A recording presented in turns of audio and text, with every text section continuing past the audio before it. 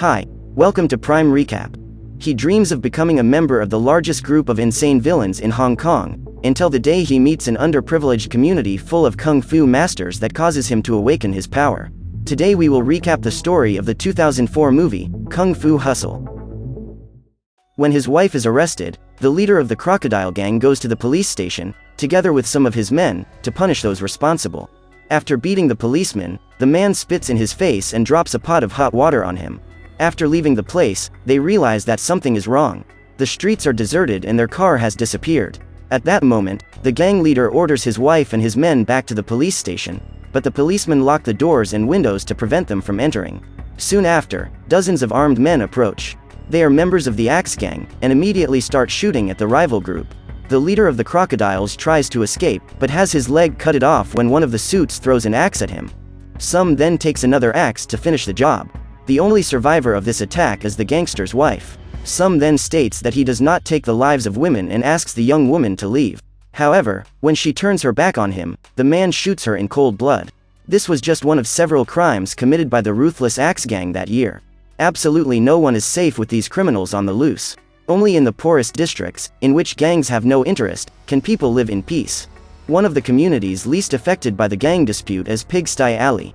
There, the residents live in a very humble way, without having anything beyond the essentials. Cooley is one of the strongest residents of that place. He is able to carry 5 bags of food by himself. The tailor is responsible for sewing all the residents' clothes, and Donut cooks the best noodles in the area. Paris is the landlord and owner of all the houses in the conglomerate. Although he is married, the man does not miss an opportunity to get close to the young women in the neighborhood. Meanwhile, Zhang Bao is under the faucet bathing in public. However, before the boy could remove the soap from his body, Helen, the landlady, cuts off the water. In view of the complaints, the woman informs that there will be rationing and the water will be cut off every Monday, Wednesday and Friday. Helen is responsible for collecting the rent from the tenants and everyone in that community is afraid of her. When Paris arrives home, the woman sees the lipstick mark on his face and, as revenge, strikes several blows at her husband. The poor man can barely defend himself and is thrown down, suffering a 3-story fall. Frightened, the residents gather around the body, believing that their landlord is dead. However, despite the beating, the man reports that he is fine and orders everyone to get back to work. That day, 2 outsiders arrive in the district and walk into Zhang Bao's barbershop. Singh claims that he belongs to the Axe Gang and informs them that his boss, Bone, wants a haircut. But in reality, the two are just 2 homeless hustlers. When Zhang Bao finishes the work, Singh pretends to be furious that the boy has managed to improve Bone's appearance. According to him, this is an offense to the bandits. The man asks the barber to pay a commission so that he can convince his boss not to punish him. However, when the boy refuses to accept the blackmail, Singh threatens him and the other residents approach him to help him. Faced with this situation, the gangster challenges them all to a fair fight and asks a lady to come forward. She will be his first opponent. However, contrary to what Singh expected, the old lady is extremely strong and, with a single punch, is capable of causing a brutal internal wound. The man then carefully chooses his second opponent, but discovers that in that place even the children are stronger than he is. Zhang Bao then returns with Helena and tells his landlady that the man had tried to extort him. Upon hearing this, the woman takes her sandal and strikes several blows at the stranger, ordering him to leave. When he realizes that he is cornered, Singh decides to call for reinforcements and throws a firecracker up. What he didn't expect was that that object would fall on the head of a real member of the Axe Gang. The man then asks his supposed companions to take revenge for the humiliation he has experienced. Seeing the gang approaching, Helena says she needs to take the clothes off the clothesline and immediately runs home. At this point, the fearless Zhang Bao decides to confront him and, in the blink of an eye, traps the criminal inside a barrel. When his men go to help him, they discover that their partner has broken his back and are forced to call for reinforcements. Minutes after firing the fires, dozens of men in suits appear and take the residents hostage. Some orders one of his men to pour fuel over a woman and her child. He then questions who was responsible for cruelly eliminating his companion. Since no one answers his question, some lights a lighter and threatens to set those people on fire, but Cooley stands up and takes the blame. At this moment, the gang members unite to attack him, but the Kung Fu master uses his fighting skills to defeat them. Seeing his friend at a disadvantage, the tailor decides to help him and uses the rings on his wrist to knock his opponents out. Since they are losing the fight, the criminals decide to use their last resort. They abandon the axes and take up firearms to eliminate the residents of that community once and for all. To fight injustice, Donut, a kind and gentle man, joins his comrades in the battle and takes the bamboo sticks he uses to make his noodles to destroy the enemy's weapons. Together, the trio gets rid of all the criminals, arousing some's ire. The man blames the two deceivers for the defeat he suffered, since the fight started after the duo pretended to belong to the Axe Gang. The leader then orders his men to get rid of them, but Singh manages to break free of the handcuffs before being hit by the axe. He then opens the lock and frees Bone before his friend loses his head. Some is impressed with the man's skills and Singh asks for an opportunity to join the Axe Gang. Upon hearing this, the man states that they will be allowed to be part of his gang after killing one person. The pair then take to the streets in search of their victim, and as they talk, Singh reveals that he knows Buddhist Palm Kung Fu, a complex technique that few people in history have been able to perform. When Singh was a child, he was approached by a beggar who said that he has the chi energy of a kung fu genius. The man further stated that if Singh could direct his Kai flow, he would become invincible. He then offered the Buddhist Palm manual to the boy for $10. Immediately, Singh gathered all his savings and bought the book. In the following weeks, he studied and practiced everything written in the manual. One day, the boy saw some delinquents trying to steal a mute girl's lollipop. Singh could not stand idly by in the face of such injustice, so he decided to intervene. He tried to apply the Buddhist palm to one of the kids, but his blow failed miserably and the kid ended up getting a good beating. With this experience, Singh realized that good people never win, so he decided to play on the bad guys' team. In Pig Sty Alley, Helen tries to expel the trio of kung fu fighters from her community, because she believes that if they remain there, the Axe Gang will return for revenge. However, the residents disagree with this decision and claim that if it were not for those three, they would all be dead. During the argument, the landlady orders everyone to be quiet. Her shout is so loud that it is capable of cracking glass. Meanwhile, the imposter duo lurks around waiting for the right moment to attack the landlady. Singh prepares to throw one of his knives, but the object hits the wall and returns to his arm. Incapacitated, he asks Bone to try to hit the woman, but ends up having his other shoulder hit. He now makes his last attempt, but when he aims to shoot, the knife clamps onto Singh's arm and only the handle hits Helena's face.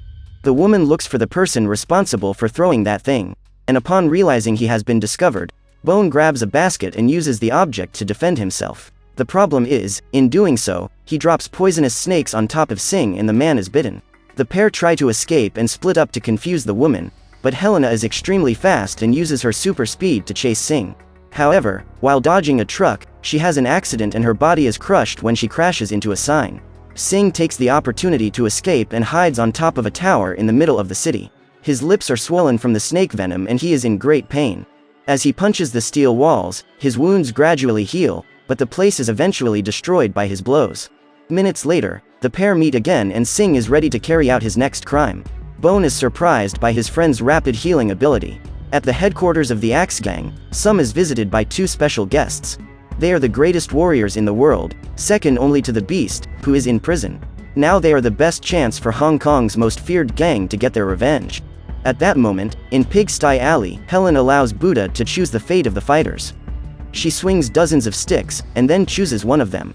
If the message written on the stick is something positive, the trio can stay in the district. But otherwise, they will have to leave the village forever. To everyone's sadness, the chosen stick states that they will meet a terrible fate, so they will need to leave. Before saying their permanent goodbyes, the trio comes together to fight one last time. The tailor makes the first move and attacks Donut. Carefully, Cooley enters the contest and they show great skill with their beautiful kung fu moves. The battle ends with a draw, and that night they split up to gather their things and leave. Each of them knows that they will miss that place, despite all the problems they face there. As he prepares to leave the district, Cooley spots a creepy guy playing an instrument. As he walks, he senses that there is something wrong going on and looks back to check what it is. At that instant, the boy's head is cut off before he has a chance to react. Now it is the tailor's turn to receive a visitor and is surprised by an attack. However, fortunately, the man manages to dodge it and picks up his rings for the battle. Within seconds, his store is destroyed and he is thrown out. The two men unite around the instrument and one of them uses the music to deliver deadly blows against his enemy. The tailor uses his rings to defend himself, but they are soon destroyed. Sum and his subordinate are outside the village at this point, watching the battle unfold. Just as the man was about to be eliminated, Donut appears with his spears to help his friend and manages to block the attacks. Just as he believes he is about to destroy the instrument, his blow is blocked and the man ends up being thrown away. While trying to save his partner from the following attacks, Taylor is hit and immediately dies.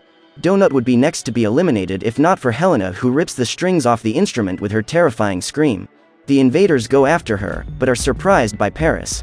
Without much movement, the man manages to deflect the blows and get his enemies to attack each other. When the fighters recover their instrument of death, they quickly arrange the strings and make their most powerful attack to destroy the landlord. However, his wife enters the scene and, after filling her chest with air, let out her brutal scream. Alone, the woman manages to defeat those guys using her technique called the Lion's Roar. Faced with defeat, the members of the Axe Gang try to flee, but Helena is extremely fast and appears in the back seat of the car, along with Sum and his subordinate. Before leaving, the woman threatens the gang leader and orders them never to appear in that place again. The next morning, the whole village is in mourning. The villagers blame the couple for the death of their friends, claiming that they took too long to act. The landlady then explains that years ago they saw their only son lose his life in battle. Since then, they vowed that they would never fight again. However, faced with the situation, they find themselves obliged to break this oath to avenge their friends who were eliminated in cold blood. Meanwhile, Singh is inside a train being beaten up by a guy after making fun of his glasses. The man asks Bone to help him, but he also ends up being attacked and the guy bashes both of their heads against the wooden bench. When he gets out of the vehicle, Singh is furious and decides to commit a crime. He threatens a woman who sells ice cream on the street with a knife so that she will hand over all her money. However, the girl is mute, so she cannot communicate with him. Singh feels guilty when he sees a tear running from her eye. Meanwhile, Bone manages to find the money and, after they complete the robbery, the young woman offers the man a lollipop. Terrified, Singh calls his friend and leaves. He realizes that this is Fong, the mute girl he saved in his childhood. That was the last time they saw each other, but Fong never forgot what that man did for her.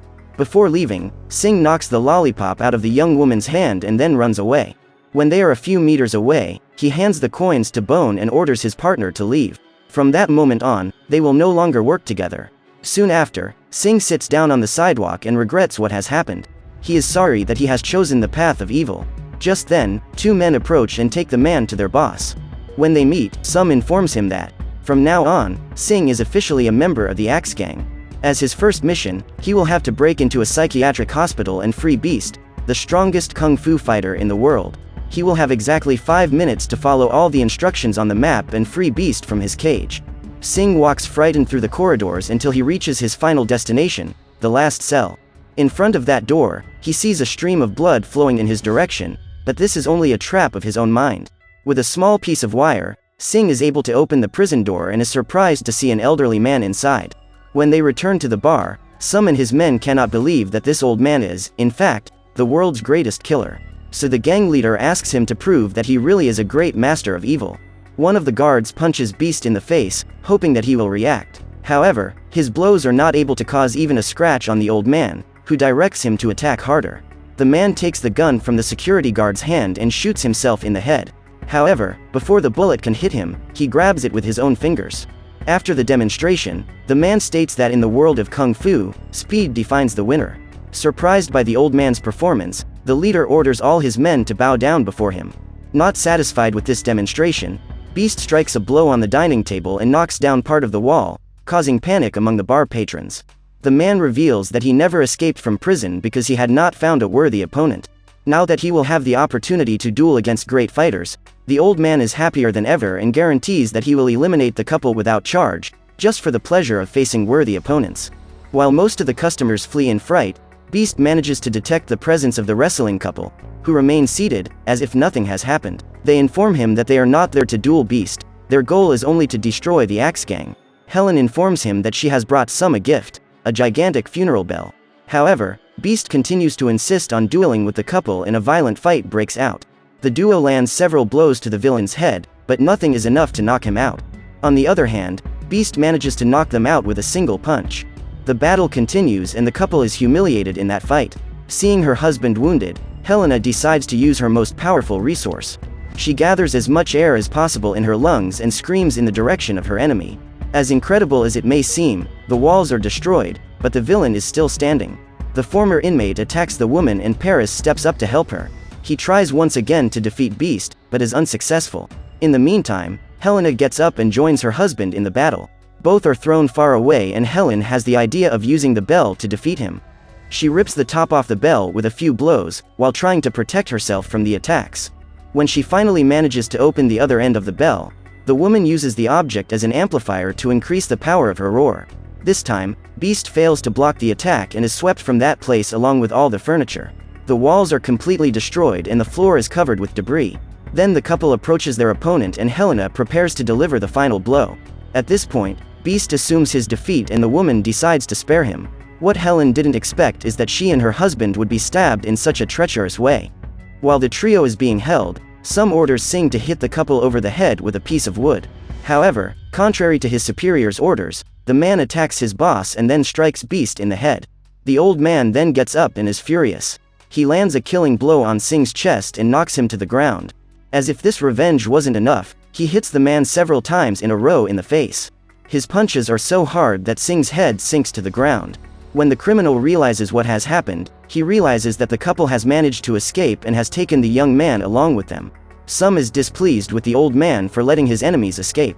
Irritated, Beast punches the gangster in the face, twisting his neck. When the trio arrives at the nearest Buddhist temple, Helena asks if the man has a last wish. Singh uses his own blood to draw a lollipop on the floor, but the couple cannot decipher what it is. They hide in the Chinese medicine center to treat the man's wounds in an attempt to help him survive.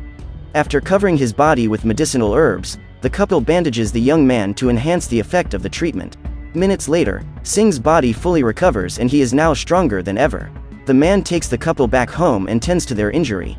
Meanwhile, the men of the Axe Gang invade the village and Singh prepares for combat. In the end, being attacked by Beast was the best thing that happened to him, as it helped him to release all his chi energy flow. Now, the opponent's movements are slow in Singh's eyes and the man is able to strike back without the slightest effort. With a single punch, he is able to eliminate criminals in a fraction of a second, destroy the feet of the enemies around him. Within minutes of the start of the battle, all the members of the Axe Gang have been defeated and Singh walks toward his biggest opponent. Before Beast can realize it, the man begins the attack, and his speed is greater than that of any other human. As they exchange punches, the Beast manages to hold the young man's fists and Singh destroys his opponent's feet. The man manages to knock him down, but the old man doesn't give up. He uses the frog style to defeat Singh. In this form, his strength and speed increase considerably, and the man may be in danger. Singh tries to escape, but the frog chases him everywhere, destroying houses along the way. The animal hurls Singh toward the clouds, and when all his resources seem to be exhausted, the man remembers the lessons he learned as a child. He decides to use the Buddha palm as his trump card in that battle. This powerful blow, when used by Singh, leaves a mark on the ground and Beast's only option is to surrender. At that moment, the young man stops his attack, but the Beast has not yet given up on defeating him. The old man picks up his weapon and runs towards him. But the young man again uses the Buddha palm to counterattack his opponent. He knows that if he were hit, Beast would be eliminated. So he decides to deflect the attack. The man is impressed with such power and asks where Singh learned that blow. The man then says that if he wants, he can teach him. This act of humility makes Beast admire him even more and asks Singh to become his master. Weeks later, while Fong is walking with her ice cream cart through the streets, she comes across a large candy store that has recently opened. The girl observes the establishment and Singh soon notices her presence. When they meet, they flash back to their childhood and the man invites his friend to accompany him. On that same street, a beggar approaches a meek boy and claims that he has the chi energy of a kung fu genius. The man offers the boy some fighting manuals and claims that he can take any one for only $10. So what did you think of this movie? Leave it in the comments below. And if you liked the video, please like and subscribe for more movie recaps. See you next time.